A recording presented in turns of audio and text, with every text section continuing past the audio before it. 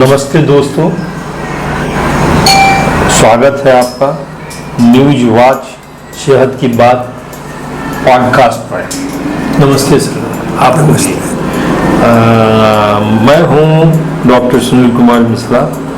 आज हमारे साथ मौजूद हैं शहर के जाने पहचाने ऑर्थोपेडिक डॉक्टर, और इनका पहचान आज के दिन राष्ट्रीय स्तर पर हो चुका है।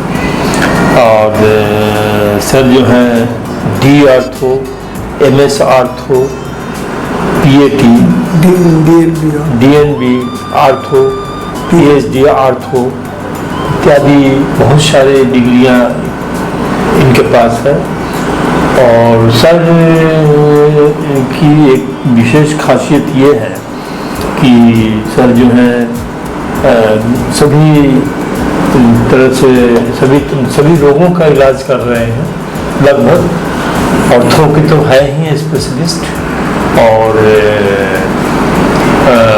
गरीबों का भी, बहुत लोगों का जो है, सभी गरीब लोग भी यहाँ आते हैं। तो आज के महंगे मेडिकल की जो व्यवस्था नहीं कर पाते हैं, उनका भी इलाज ये सहजतापूर्वक चैरिटेबल ट्रस्ट के माध्यम से करते हैं। तो सर आपसे जानना है, आज के दिन आज का विषय है इंसुलिन रेजिस्टेंस। तो सर ये इंसुलिन रेजिस्टेंस क्या है सर? इसके पहले मैं डॉक्टर R.K. प्रसाद, और पहले मैं इस बात को क्लियर कर दूं कि सब इलाज करते हैं। शरीर का कोई भी विभाग अगर खराब होता है तो वह पूरे शरीर से संबंधित है जी। अगर पूरे शरीर को आप नहीं ठीक करेंगे तो आप उसका इलाज नहीं कर पाएंगे। इसलिए जो है सो सभी चिकित्सक को, जिस विभाग के भी हों, उनको पूरे शरीर की जानकारी अच्छी तरह होनी चाहिए, ताकि वह इलाज जो है सो टिकाऊ हो और जो है सो प्रभावी हो। जी जी जी। अब तो भारत जो है डायबिटीज की राजधानी भी कही जाने लगी। हाँ, और डायबिटीज एक ऐसी बीमारी है जिसको आप रिवर्स कर सकते हैं। रिवर्स मतलब जिसको आप कमांड कर सकते हैं, आप उसको लेवल में ला सकते हैं, बिना दवा का आपका काम चल सकता है। और वह आज कैपिटल हमारा हो गया।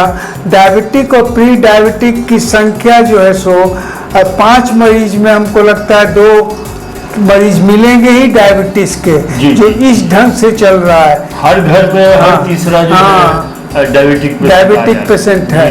और यह बहुत दुखद बात है कि जो सोर्स है डायबिटीज का, उस पर ना हम लोग ध्यान दे करके दवा पर ध्यान दे रहे हैं, और लोग को कह रहे हैं कि यह एक प्रोग्रेसिव डिजीज है, मतलब ये बढ़ते जाएगा, ये हमारे कमांड में नहीं है। दवा से आपको कंट्रोल करेंगे, बाद में आपको इंसुलिन लेना पड़ेगा, फिर डायलिसिस पर होगा, फिर किडनी ट्रांसप्लांट की बात होगी। यह कंसेप्ट बहुत दुखद कंसेप्ट है, और मैं दावे के साथ कह सकता हूँ कितने लोगों का मैंने डायबिटीज को रिवर्स कर दिया है, और बिना दवा का वो रह रहे हैं। हाँ, जो भी मैंने उपाय बताया, उस उपाय को आपको लाइफ स्टाइल में इंक्लूड करना होगा। अगर फिर वो पहले के लाइफ स्टाइल में चले आएंगे तो फिर आपका प्रॉब्लम बढ़ेगा। अब इंसुलिन रेजिस्टेंस के बारे में आप बोल रहे हैं, जिसको मैंने एक्सप्लेन किया था अपने पिछले वीडियो में भी। होता क्या है कि जब आप कार्बोहाइड्रेट, शुगर को खाते हैं, तब आपका जो है सो ब्लड शुगर बढ़ता है। ब्लड शुगर बढ़ने से पैंक्रियाज इंसुलिन को रिलीज करता है। इंसुलिन जो है सो एक कैरियर के रूप में काम करता है, वह शुगर को लेकर के सेल में पहुंचाता है। सेल को शुगर एकदम आवश्यक है। अगर सेल में शुगर नहीं होगा तो उसकी पूरी एनर्जी खत्म हो जाएगी और हम भी नहीं बचेंगे। लेकिन होता क्या है कि जब शुगर की संख्या बढ़ गई, सेल एकदम फुल हो गया, शुगर से भर गया उस सेल, तो अब उसके पास जगह नहीं है शुगर रखने का, तो वह इंसुलिन को रिफ्यूज करता है कि मैं आपका शुगर नहीं लूंगा, मेरे पास जगह नहीं है, वह हो गया कि इंसुलिन रेजिस्टेंस हो गया। इंसुलिन को वो रेजिस्ट कर रहा है कि मैं शुगर अपने सेल में अब नहीं ले सकता हूँ, मेरा कोटा फुल है, ओवर हो गया। जी जी जी। अब पेंक्रियाज बहुत ज्यादा इंसुलिन बनाने लग गया। हाँ, इंसुलिन क्योंकि शुगर बढ़ा है तो पेंक्रियाज को इंसुलिन बनाना मजबूरी है, लेकिन वो इंसुलिन काम नहीं कर रहा है जी। सेल के अंदर जा नहीं रहा। तो असल डायबिटीज का प्रॉब्लम वहाँ है कि इंसुलिन रेजिस्टेंस हो गया, और हमारा पूरा स्ट्राइक होना चाहिए कि इंसुलिन रेजिस्टेंस को हम कैसे कम करें। सर इसका मतलब कि मतलब कि चाबी भी है, ताला भी है, पर ताला खुल नहीं रहा है। सेल ने लॉक कर दिया, अब इंसुलिन उस ताले को खोल नहीं पा रहा है। जब खोल नहीं पा रहा है तो शुगर, इंसुलिन जो लेकर शुगर आया है और जो है सो अंदर डाल नहीं पा रहा है, इंसुलिन रेजिस्टेंस हो गया। इंसुलिन रेजिस्टेंस हो गया। अच्छा सर, इसमें खान पान में क्या जो है? देखिए, खान पान में आप एक फार्मूला को याद रखें, 2, 8, 16, 24। 2, 8 का मतलब है कि 2 खाना ही आपको खाना है जी। 2 ही बार खाना है। 2 जून की रोटी जो हमारे पहले पूर्वज लोग कहते थे, यद्यपि वे साइंटिफिक की जानकारी थी कि नहीं हमको नहीं पता, लेकिन वह बिल्कुल ठीक कहते थे। 2 खाने के बीच में 8 घंटे का गैप होना चाहिए, 8 आवर्स का गैप इसलिए होना चाहिए कि जब भी आप खाना खाते हैं उसमें शुगर रहता है। शुगर, प्रोटीन, फैट, 3 एलिमेंट में शुगर रहता है, कम या बेसी रहता है। जैसे शुगर पहुंचेगा आपके शरीर में, पेंक्रियाज इंसुलिन रिलीज करेगा और अपना इंसुलिन काम करेगा। अब एक स्पाइक हुआ, जब खाना गए, कार्बोहाइड्रेट खून में गया तो एक स्पाइक बना जो है सो इंसुलिन का। इंसुलिन जो है सो उड़ेल दिया, पेंक्रियाज जमा करते रहता है इंसुलिन को, इंसुलिन उड़ेल दिया, और वह इंसुलिन क्या किया कि शुगर को कंट्रोल किया। अब मान लिया कि आप अभी खाना खाए, फिर 1 घंटे के बाद आप खाए खाना, फिर इंसुलिन उड़ेला, फिर 2 घंटे के बाद खाए, फिर इंसुलिन जो है सो अपना पूरा जमा इंसुलिन जो था उसको उड़ेल दिया। तब आप प्रिंसिपल जब मिल खाएंगे जी तब उसमें जो है सो इंसुलिन का अमाउंट कम जाएगा। बार बार पेंक्रियाज को आप कह रहे हैं कि इंसुलिन दो, खाना हम खाए हैं, कार्बोहाइड्रेट को ठीक करो, पेंक्रियाज तो दे रहा है इंसुलिन, लेकिन वो बाल्टी में अपने स्टोर में जमा नहीं कर पा रहा है। तो उस जमे इंसुलिन की जरूरत आपके प्रिंसिपल मिल के सामने है। और 8 घंटा इसलिए मैं गैप कर रहा हूँ कि अगर इंसुलिन का स्पाइक आया तो उसके लेवल में आते आते 6-7 घंटे लग जाते हैं, इसलिए इंसुलिन को फिर नॉर्मल होने में 6-7 घंटे लग जाते हैं। इसलिए 8 घंटे का गैप देंगे तो आपका इंसुलिन स्पाइक कमेगा। मेन स्ट्रेस हमको देना है कि इंसुलिन की संख्या कम हो, इंसुलिन की संख्या कम हो, ताकि जो है सो हम इंसुलिन रेजिस्टेंस को दूर कर सके। मेन यहाँ पर जाना है। इंसुलिन रेजिस्टेंस का आपने जो बताया, यहाँ मेन कॉज कहीं और छिपा है। ऐसा नहीं कि आपके दवाई और डाइट में छिपा है, मेन कॉज वहाँ छिपा हुआ है। हाँ, तो मैं बोल रहा था कि 2, 8, 16 और 24 का फॉर्मूला नाम है। 2, 8, 16, 24 का। 2 हो गया 2 जून की रोटी, 8 हो गया 2 खाने के बीच में 8 घंटे का गैप होना चाहिए, 16 हुआ कि आप 16 घंटे का रोज फास्टिंग करें। फास्टिंग एक कितना इम्पॉर्टेंट चीज है इंसुलिन रेजिस्टेंस का कि जो है सो मैं जस्ट उसको बताऊंगा। और सप्ताह में 24 घंटे का फास्टिंग करें। अच्छा सर, मान लीजिए कि किन्हीं लोगों को भूख बर्दाश्त नहीं होता। भूख बर्दाश्त नहीं होता है, आप नारियल पानी पी लें, आप जो है सो पानी से पी लें। बहुत ज़्यादा आपको लगता है तो एक ऐसी हल्की चीज़ खाएं जिससे कि आपका कार्बोहाइड्रेट नहीं हो। आप जो है सो मखाना खा ले सकते हैं, चना खा ले सकते हैं, ये सब खा करके आप अपनी भूख को थोड़ा कम कर सकते हैं। लेकिन कोई भी आदत बनने में कई दिन का समय लगता है।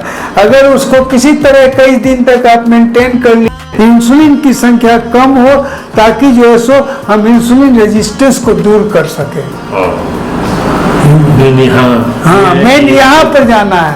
इंसुलिन रेजिस्टेंस का आपने जो बताया, हाँ, यहाँ मेन कॉज कहीं और छुपा हो, कहीं और छिपा है। ऐसा नहीं कि आपके दवाई और डाइट में छिपा है, मेन कॉज वहाँ छिपा हुआ है। हाँ, तो मैं बोल रहा था कि 2, 8, 16 और 24 का फॉर्मूला नाम है। 2, 8, 16, 24 का। 2 हो गया 2 जून की रोटी, 8 हो गया 2 खाने के बीच में 8 घंटे का गैप होना चाहिए, 16 हुआ कि आप 16 घंटे का रोज फास्टिंग करें। फास्टिंग एक कितना इम्पॉर्टेंट चीज है इंसुलिन रेजिस्टेंस का, कि जो है सो मैं जस्ट उसको बताऊंगा। और सप्ताह में 24 घंटे का फास्टिंग करें। अच्छा सर, मान लीजिए कि किन्हीं लोगों को भूख बर्दाश्त नहीं होता है। हाँ, भूख बर्दाश्त नहीं होता है, आप नारियल पानी पी लें, आप जो है सो पानी से पी लें। बहुत ज़्यादा आपको लगता है तो एक ऐसी हल्की चीज़ खाएं जिससे कि आपका कार्बोहाइड्रेट नहीं हो। आप जो है सो मखाना खा ले सकते हैं, चना खा ले सकते हैं, ये सब खा करके आप अपनी भूख को थोड़ा कम कर सकते हैं। लेकिन कोई भी आदत बनने में कई दिन का समय लगता है। अगर उसको किसी तरह कई दिन तक आप मेंटेन कर लिए, 8 आवर्स में ही हम खाएंगे, तब वो जैसा आपकी आदत बन जाएगी। इसलिए बन जाएगी। हाँ, 21 दिन में आदत बदल जाती है, बन जाती है। इसलिए आप प्रयास करें कि 21 दिन तक हम इस सिस्टम को फॉलो करें। जी सर। और वजन अगर बढ़ा हुआ है तो उसको भी वो ऑटोमेटिकली उसी से घट जाएगा, जो डाइट कंट्रोल हम करेंगे। देखिए, डाइट लेने का जो हमारा सिस्टम है वो बहुत गलत है। हम 70% कार्बोहाइड्रेट खा रहे हैं जी, और बाकी में फैट एंड प्रोटीन है। कार्बोहाइड्रेट जो है सो आपका 40 से 45% होना चाहिए और 35% प्रोटीन होना चाहिए, उसके बाद फैट होना चाहिए। तो आपको इस क्रम में रखना होगा डाइट को। और डाइट का क्रम भी बहुत महत्वपूर्ण है। क्रम क्या है कि आप जो है सो 3 प्लेट लें जी। 1 प्लेट में पूरा सलाद भर लें, पहला प्लेट। दूसरे प्लेट में दाल या और भी कुछ रखते हैं उसको रखें। तीसरे प्लेट में सब्जी ज़्यादा रखें और आपका ग्रेन्स जो होता है, रोटी चावल, उसको कम रखें जी। भात में दाल नहीं डालना है, दाल में भात डालना है। दाल में भात डालना है। बहुत अच्छा। हाँ, कारण है उसका कि जब आप सलाद खाते हैं, जैसे खीरा हुआ, टमाटर हुआ, यह हुआ, तो वो क्या करता है, वो फाइबर्स रहता है उसमें बहुत ज़्यादा। वो फाइबर जो आपके पेट में जाएगा, उसके बाद आप कार्बोहाइड्रेट खाएंगे तो फाइबर्स उसको पकड़ लेगा तो वो धीरे धीरे ब्लड शुगर राइज करेगा। हाँ, और जिससे कि आपका स्पाइक नहीं बनेगा, ब्लड शुगर हाई नहीं होगा, ब्लड शुगर नॉर्मल रेंज में जाएगा। अच्छा सर, योगाभ्यासी होना भी बहुत जरूरी है। योग का तो कोई सब्स्टिट्यूट ही नहीं है जी। मैं किसी अच्छे गुरु के सानिध्य में आप अच्छे गुरु के सानिध्य में जाएं, या जो रिप्यूटेड आदमी आजकल यूट्यूब पर तो बहुत सा योग का जो सो ट्रेनिंग का हो गया, जिनके बारे में आप जानते हैं जी, जी। जिनकी क्वालिटी आपको पता है, आप उससे भी सीख सकते हैं। योग क्या है, आपको जो सो फिजिकल प्लस मेंटल दोनों के लिए जो आवश्यक है, संतुलित करता है। दोनों का जो है असर आप में आता है, फिजिकल एंड मेंटल इतना जरूरी चीज है। जब आप मानसिक तनाव में रहते हैं तो आपको कॉर्टिजोल रिलीज होता है। जब भी तनाव है, यहाँ तो हम 24 घंटे तनाव में रहते हैं, नींद में भी तनाव का ही सपना देखते हैं। इसका मतलब है कि मेडिटेशन मस्ट है।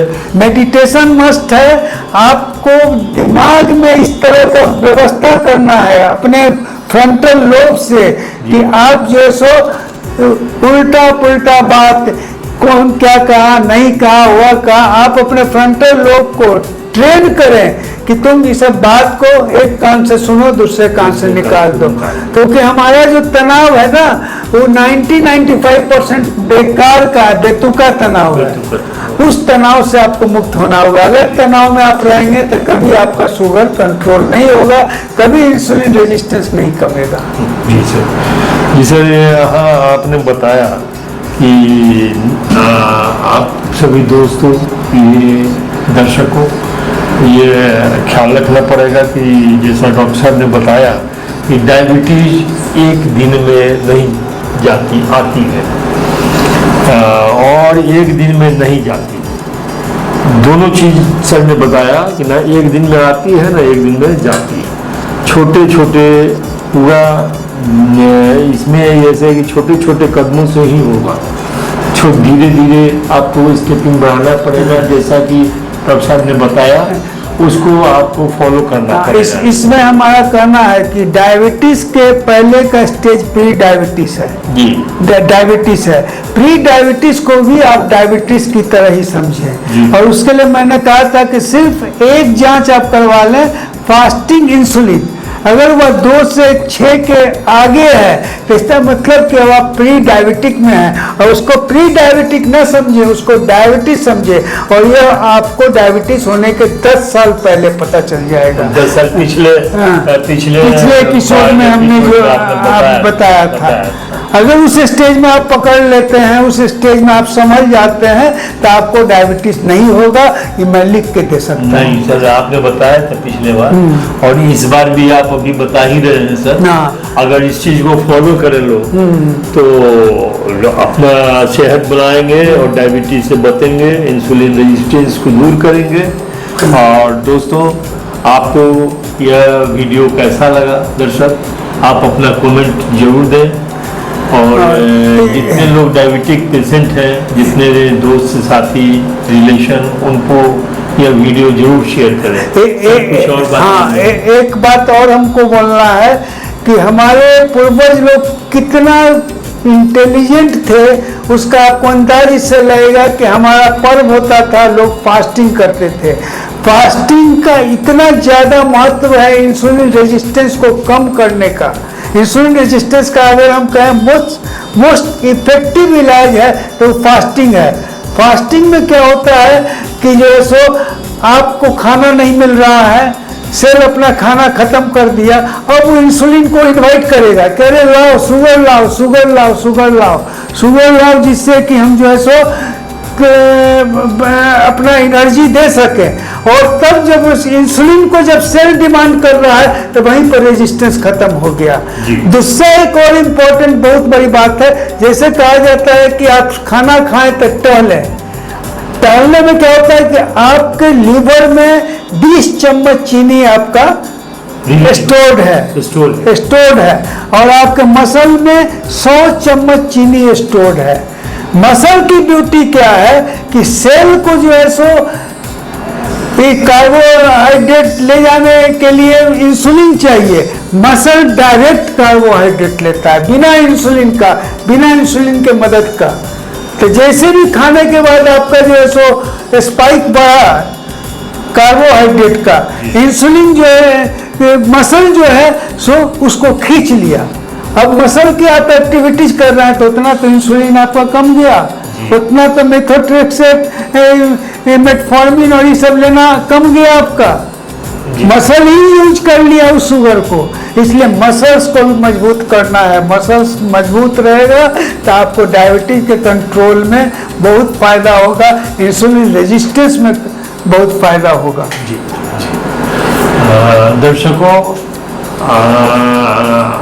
दर्शकों, आप इस वीडियो को देखे और सुने हैं, आपको कैसा लगा ये निश्चित रूप से अपने कमेंट बॉक्स में आप कमेंट करें, वीडियो को लाइक करें और जहाँ तक हो सके शेयर करें।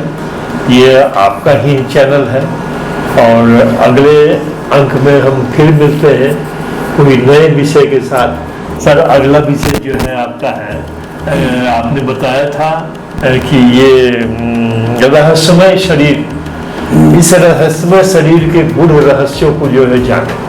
हाँ, सर ने बताया, अगला टॉपिक भी बता दिया है सर ने, बहुत जल्दी वो भी वीडियो हम लोग देंगे आपको। तब तक के लिए आप सभी को धन्यवाद, नमस्कार सर, नमस्कार। नमस्कार।